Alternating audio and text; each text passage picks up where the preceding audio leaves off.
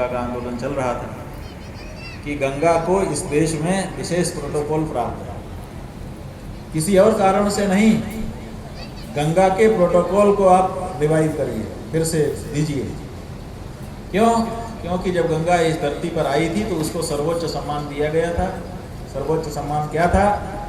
यही सर्वोच्च सम्मान था। अभी भी हमारे यहाँ जब सर्वोच्च सम्मान किसी को दिया जाता है तो क्या है, हम किसी को भी सम्मान देते हैं तो उसका रास्ता नहीं रोकते। कोई मंच पे आना चाहता है, हम फूल बिछा दें कि आइए, समझो बड़ा सम्मान। हम हाथ से इशारा कर दें कि आइए, सम्मान। और अगर कोई चढ़ रहा है और यूँ कर दें तो अपमान। कई लोग बुरा मान जाते हैं कि हमको नहीं आने दिया। तो हम आपकी गति को रोक देते हैं, ये अपमान है। और अगर आपकी गति को चलने देते हैं, यही सम्मान है। और क्या सम्मान है? आप सामने से आ रहे हैं, हम रुक गए, आपको आने दिया, ये सम्मान हो गया। और हम आएंगे, चलो पीछे हटो, यही अपमान हो गया। तो ऐसी परिस्थिति में गंगा जब गंगोत्री से चले तो उसकी धारा को कहीं पर रोका ना जाए, ये उसका सम्मान है। अगर कहीं धारा को तिनके से भी रोका जाता है तो ये गंगा का अपमान। बांध की तो बात दूर है, तिनके से भी अगर रोका जाता है, नाम होता है कि रोका जा रहा है, उतना ही अपमान। और ये प्रोटोकॉल हमारे देश के किंग ने लिया हुआ है, जो 7 द्वीप का अधिपति था, भगीरथ। भगीरथ कोई सामान्य व्यक्ति नहीं था, इस देश का राजा था, चक्रवर्ती राजा। उस चक्रवर्ती राजा ने खुद जिसकी पायलटिंग की है। आज क्या होता है, जब कोई विशेष व्यक्ति चलता है तो आगे एक पायलट कार चलती है और वो सायरन बजाती हुई जाती है, साए साए साए साए साए, और उसके पीछे विशिष्ट व्यक्ति चलता है। वो जो सायरन बजता है उसका मतलब क्या है? तो सायरन का मतलब है कि हट जाओ, विशिष्ट व्यक्ति आ रहा है। तो भगीरथ स्वयं पायलटिंग करते हुए चले। यहाँ तो नहीं लिखा है, लेकिन ब्रह्म वैवर्त पुराण में लिखा है कि वो शंख बजाते हुए रथ पे चले जा रहे हैं, शंख बजाते हुए जा रहे हैं। शंख बजाने का मतलब सायरन बजाते हुए जा रहे हैं। तो गंगा जब चलती है तो इस देश का राजा उसका पायलट बनता है, आगे सायरन बजाते हुए चलता है। ये सम्मान गंगा को इस देश में मिला हुआ है। इसलिए इस देश के राजाओं का कर्तव्य है कि गंगा को वही पुराना प्रोटोकॉल प्रदान करें। तो वायु वेग से चलने वाले भगीरथ के रथ के पीछे चलती हुई गंगा सागर पहुंची और वहां जाकर के 60,000 जो सगर पुत्र भस्म हो गए थे उनको उसने तार दिया। तो तार देने के बाद आज तक जाने कितनों को और भी तार रही है। यही भगीरथ का पुरुषार्थ है कि केवल अपने पूर्वजों को नहीं बल्कि जाने कितनों को तर जाने का रास्ता उन्होंने आज भी बना रखा है। कहते हैं नहीं ये तत्परमाश्चर्यम स्वर्धुन्या यदि होदितम अनंत चरणाम्बोज प्रसूता या भवच्छिदः। यह आश्चर्य की बात नहीं है कि गंगा जी में स्नान करने से व्यक्ति सर्व पाप विनिर्मुक्त हो जाता है। ये गंगा का महात्म्य है। कहते हैं कि एक बार गरुड़ जी एक मरे हुए सांप को चोंच में दबाए हुए उड़े जा रहे थे और गंगा के ऊपर से जैसे उड़ रहे थे उसी समय अचानक असावधानी हुई और उनकी चोंच से वो शव जो सर्प का था वो गिरा और गंगा की धारा में गिर गया। जैसे ही गंगा की धारा में गिरा वैसे ही उसकी मुक्ति हो गई, पाप नष्ट हो गए। सर्प योनि शापित योनि मानी जाती है। सर्प योनि से मुक्त होकर के वो विष्णु बन गया और उसी गरुड़ की कम पीठ पर बैठ करके वैकुंठ लोक चला गया, जो थोड़ी देर पहले चोंच में उसके सर को दबाए जा रहा है। ये गंगा का नाम। जब तक गंगा जी के जल का स्पर्श हमारे शरीर से हो जाता है हमारे सारे पाप नष्ट हो जाते हैं। अगर शरीर का स्पर्श ना हो पाए, अस्थि मात्र का स्पर्श हो जाए, यावद अस्थि मनुष्यस्य, जब तक मनुष्य की अस्थियां गंगा में रहती हैं तब तक स्वर्ग में वो स्वर्गीय सुखों का उपभोग करता है। जाने कितना महात्म्य गंगा जी का है।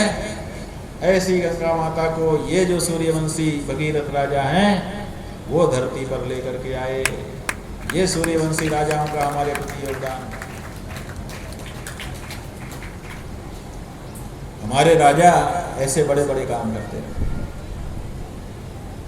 ये जो भगीरथ राजा हैं, इनके बेटे का नाम था श्रुत, उसके बेटे का नाम था नाभ, उसके हुआ सिंधु द्वीप, उनके हुआ अयुतायु, उनके हुआ ऋतुपर्ण। ये जो ऋतुपर्ण है, इसने राजा नल को पासा फेंकने की विद्या सिखाई थी और बदले में अश्व विद्या सीखी थी। ऋतुपर्ण का बेटा हुआ सर्वकाम, और सर्वकाम का बेटा हुआ सुदास, जिनके सौदास नाम का पुत्र हुआ था, जिसको मित्रसह और कलमाशपाद भी कहते हैं। ये वशिष्ठ जी के शाप से राक्षस हो गया और संतानहीन भी रह गया। परीक्षित जी पूछते हैं, महाराज वशिष्ठ जी तो सूर्यवंशियों के कुलगुरु हैं, आखिर ऐसा क्या हुआ जिसके कारण उन्होंने राजा को शाप दे दिया? तो सुखदेव जी महाराज ने बताया कि बात ये थी कि सौदास राजा एक बार पराक्रम दिखा रहे थे, एक राक्षस को उन्होंने मार दिया। तो राक्षस तो मर गया, लेकिन उसका भाई था, उसको उन्होंने छोड़ दिया। जो भाई था उसने सोचा कि राजा से बदला लेना चाहिए। बदला लेने के लिए पराक्रम दिखा नहीं सकता था, इसलिए छल करने का उसने निश्चय किया और रसोइया बन करके राजा की रसोई में नौकरी करने लगा। अब कुछ दिन बीत गए। एक दिन वशिष्ठ जी को राजा ने निमंत्रण किया कि महाराज आज हमारे यहाँ भोजन प्रसादी के लिए पधारिए। वशिष्ठ जी भोजन करने के लिए आए और आदेश था कि वशिष्ठ जी भोजन करने के लिए आ रहे हैं, निरामिष भोजन बनना चाहिए। और इधर क्या हुआ, उसने एक नर का आमिष रांध दिया। वशिष्ठ जी भोजन करने के लिए बैठे तो देखा, क्रोधित हो गए, कहा ये क्या है राजन, तुमने अच्छा नहीं किया, ये नर मांस भक्षण करना राक्षसों का काम है, आपने नर मांस का भोजन बनवाया है, इसलिए आप भी राक्षस ही हो जाओ। तो वशिष्ठ जी के शाप से राजा सौदास राक्षस हो गया। सब लोग उनके चरणों में पड़ गए। अपने यहाँ ये कहा जाता है कि राक्षस कौन है? राक्षस वो है जो मनुष्य के मांस का भोजन करता है। कोई भी हो सकता है, जो मनुष्य मांस का भोजन करता है वही राक्षस है।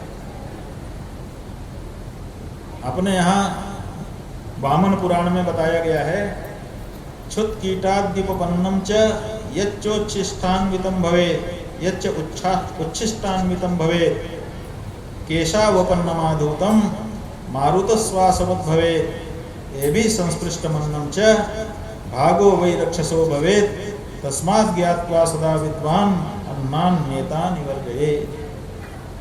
कुछ अन्न ऐसे हैं जो राक्षसों के ही भाग हैं, वो राक्षस ही को मिल जाने चाहिए, अपने भोजन के लिए उपयुक्त नहीं है। कौन कौन से हैं? क्षुत कीटाद्युपपन्नम च, जिसमें कीड़े मकोड़े पक गए या पकने के बाद गिर गए, मर गए, तो वो भोजन राक्षसों का है, उसको छोड़ देना चाहिए। यच्च उच्छिष्टान्वितम, जिसमें जूठी चीजें मिल गई है, आकर के भोजन में जूठा मिला दिया है, वो भोजन भी राक्षसों का हो गया। केशावपन्नम, जिसमें बाल टूट करके गिर गए हैं, वो भोजन भी फिर भोजन लायक, खाने लायक नहीं। क्यों? क्योंकि उस पर राक्षसों का अधिकार होता है।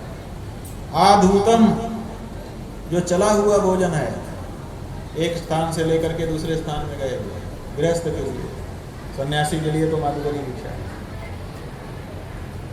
और मारुतश्वासवत्, माने जिसमें सांस छोड़ दी गई है किसी के द्वारा, वो भोजन भी राक्षसों का हो गया है। जो भी विद्वान लोग हैं, जो पवित्रता से रहना चाहते हैं, उनको ऐसा भोजन नहीं खाना चाहिए। तो लोग आ गए वशिष्ठ जी के पास, कहा महाराज ये राजा का दोष नहीं है, राजा ने तो आपके लिए पवित्र भोजन ही बनाने के लिए कहा था, ये रसोइये ने गड़बड़ी की, रसोइये को बुलाया कहा हमको इंस्ट्रक्शन आया था। कहा क्या इंस्ट्रक्शन आया था? कहा निरामिष भोजन का, नरामिष भोजन का। तो नी और ना में अंतर कर दिया।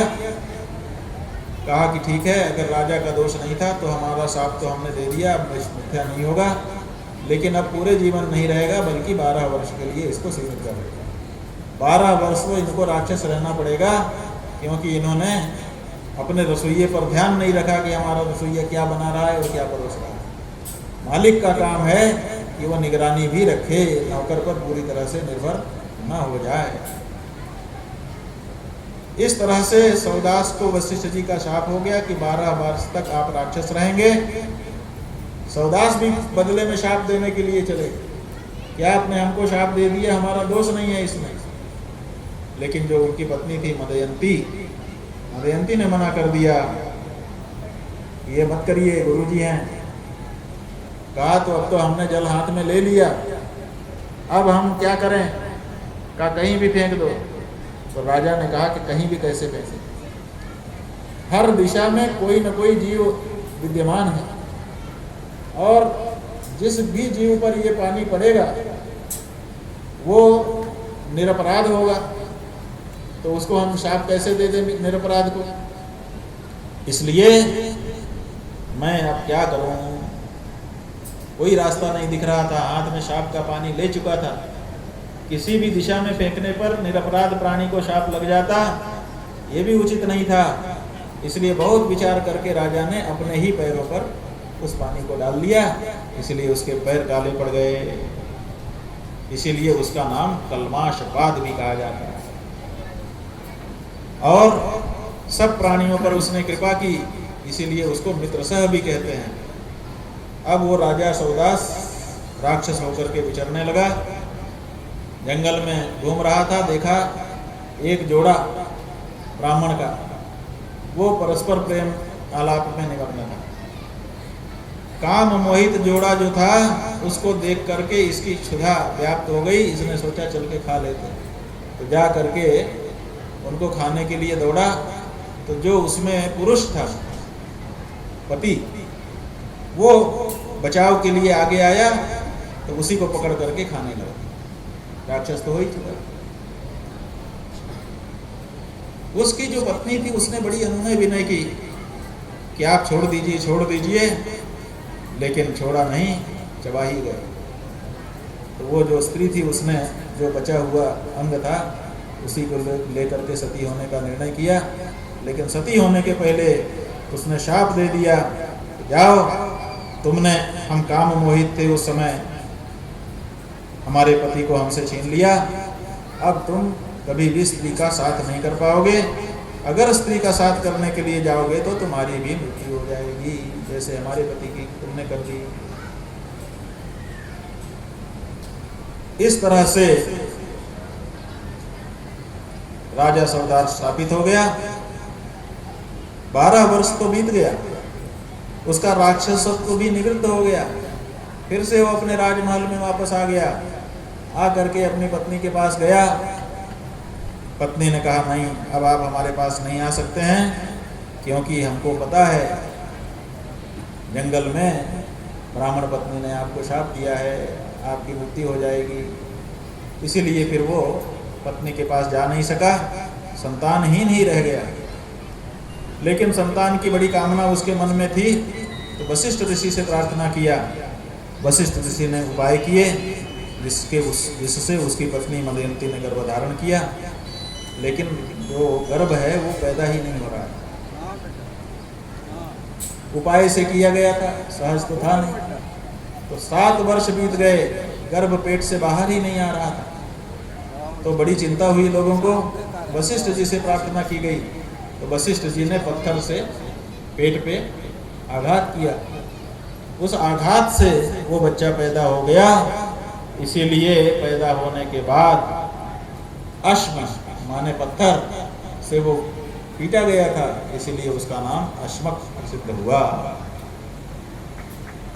ये जो अश्मक है, इसी का बेटा